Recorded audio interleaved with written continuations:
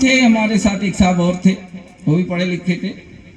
ایک لڑکے کو بلایا, 10-12 سال کا بچہ تھا. کہاں پڑھتے ہو بتایا, اسکول فلاں اسکول میں. اس سے کہا ادھر آ کلمہ سناؤ, اپنا نام لکھ دو. بتایا عبداللہ نام کا نام لکھ دو. نہیں لکھ سکا. ایک بچی کو پکڑے, ایک دوسرا کلمہ سنا دو. کا کلمہ کیا چیز ہوتا ہے؟ کلمہ کیا چیز ہوتا ہے؟ یہ بچی مسلمان کی, مسلمان گھرانے کی ہے, مسلمان گاؤں کی ہے, مسلمان کی آگوش میں پلنے والی وہ بچی ہے. ذرا ان ماؤں کو اپنی خبر لینی چاہیے. اللہ کے یہاں جواب کیا دوں گا؟ اس باپ سے پوچھا جائے گا تم نے میرے بچے کو کہاں برباد کیا تھا. ایک لڑکا کہتا ہے اذان تو ٹھیک ٹھاک ہے. میں آپ کو حقیقت بتا رہا ہوں, یہ حقیقت ہے, اپنے علاقے کی بات بتا رہا ہوں, اپنے گاؤں کی بات بتا رہا ہوں. کہتا اذان تو ٹھیک ٹھاک ہے مگر اس میں اکبر کا نام بادشاہ کا لیا جاتا ہے, یہی گڑبڑ ہے. اب آپ اندازہ لگائیے کہاں سکھایا گیا, بتائے گا اس کے ذہن میں کہاں ڈالا گیا. یہ زہر گھولا جا رہا ہے آپ کے نرسری اسکولوں میں کہ جو اذان میں اللہ اکبر بولا جاتا ہے, اکبر بادشاہ کا نام لیا جاتا ہے. یہ مرتد ہو جائیں گے, بچیں گے نہیں. اپنی نسلوں کی خبر لیجیے, اپنے نسلوں کو سنبھالیے دوستو. بہت بڑی ذمہ داری ہے ماں باپ کی. اچھی اسکولوں میں آپ بھیج دیتے ہیں, وہاں بہت اچھی پڑھائی ہوتی ہے. وہ پڑھائی ایسی ہے کہ اس کی دنیا بھی برباد ہوگی اور آخرت تو برباد ہے ہی ہے.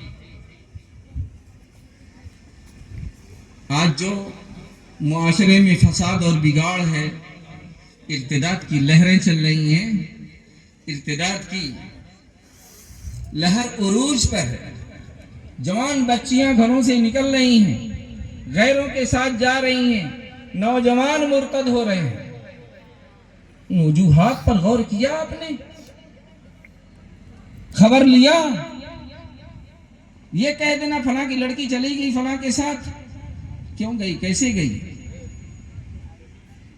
اس کی بنیادی وجہ یہی ہے کہ ہم نے اپنے بچوں کو دینی مکاتب میں دینی تعلیم سے آراستہ نہیں کیا. انہیں ہم نے دینی ماحول نہیں دیا, ہم نے انہیں دینی تربیت نہیں دی.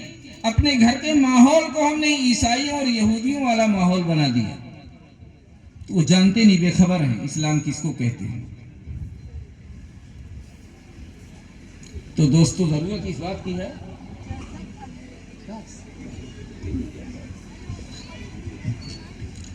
اصلاح معاشرہ پہ گفتگو ہو رہی تھی, لیکن وقت کی تنگی ہے. باتیں بہت ہیں دوستو, لیکن اس پر غور کیجیے. ہر ماں باپ کو, ہر مسلمان کو پہلے مسلمان بننا چاہیے. اپنی معاشرت, اپنے معاملات, اپنے احوال کو بدلیے. ہر مسلمان عاقل بالغ پر, خواہ مرد ہو یا عورت, 5 وقت کی نماز فرض ہے. ہم نماز سے غافل. عظیم الشان اللہ کی عبادت, سب سے زیادہ بندہ سجدے کی حالت میں اللہ سے قریب ہوتا ہے. آج پورے گھر ویران. مائیں جب نماز پڑھتی تھیں, چھوٹے چھوٹے بچے بغل میں بیٹھ کے نماز پڑھتے تھے. وہی مائیں ہوتی تھیں بچوں کو مسجد بھیجتی تھیں. حدیث میں آتا ہے کہ جب 7 سال کا بچہ ہو جائے تو نماز کا حکم کرو, 10 سال کا ہو جائے تو نماز چھوڑنے پر مارو. تو وہ ماں باپ جو خود نماز نہیں پڑھتے ہوں گے تو کیا بچوں کو مسجد بھیجیں گے؟ شیخو پور میں میں پڑھا رہا تھا, ایک بچہ حفظ کر رہا تھا, 10-12 سال کا بچہ رہا ہوگا. اس سے الگ سے الگ میری تھی, وہ آگے میرے پاس. جانتے ہیں کیا کہہ رہا ہے؟ ڈھٹائی اور بے حیائی کہہ لیجیے کہ ملک آپ گھر جاتا ہے تو نماز نہ پڑھتے. میں نے کہا تم صحیح بتا دو, تم نماز پڑھتے ہو؟ تم باپ ہو نا, نماز پڑھتے ہو؟ چپ. میں نے کہا تمہیں غیرت نہیں آتی, بے حیا نہیں تم نے؟ یہاں کے نورانی ماحول میں تو نماز پڑھتا ہے, تم نے گھر کا شیطانی اور ظلمانی ماحول بنا رکھا, وہاں جا کے بگڑ جاتا ہے. تو خود تو نماز نہیں پڑھتے, بچے کی شکایت لے کے آئے ہو. یہی حال ہم سب کا ہے.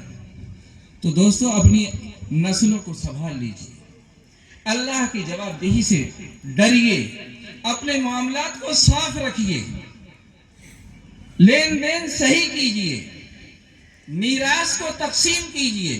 ابھی ایک حدیث میں ہم نے دیکھا، حدیث میں آتا لا تقوم الساعة حتى لا يقسم الميراث.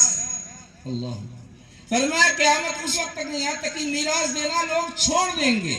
مختلف باتیں اس میں لکھی ہیں محدثین نے، لیکن ایک بات یہ بھی ہے کہ میراث شریعت کے مطابق تقسیم نہیں ہوگی.